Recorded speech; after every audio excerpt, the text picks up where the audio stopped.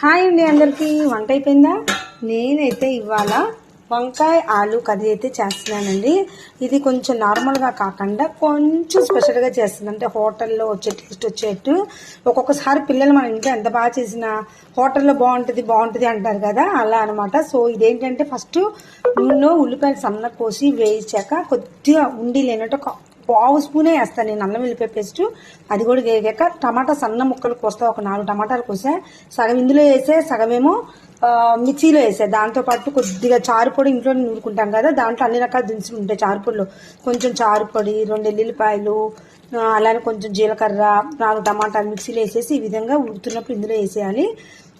తర్వాత వంకాయ ముక్కలు, బంగాళదుంపలు వేసేసి ఇలా బాగా సన్న సగం మీద ఇలా మక్కనివ్వాలన్నమాట. మొత్తం అయిపోయాక కొత్తిమీర ఈ విధంగా డెకరేట్ చేసుకోవాలి. చాలా బాగుంటుందండి ఈ కర్రీ. చపాతీల్లో కూడా చాలా బాగుంటుంది. ఈరోజు లంచ్ ఏంటంటే చాలా సింపుల్గా, చాలు వస్తామో రామో కూడా తెలియదు అన్నారు. సో ఇవి ఇప్పుడు కుదరకపోతే ఈవినింగ్ చపాతీలో కూడా ఉంటుంది కదా అని సెన్స్తో నేను ఇలా చేశాను అనమాట. రసం పెట్టాను, ఈ కూర. ఇవాళ లంచ్ ఇదేనండి. నచ్చితే లైక్ చేయండి.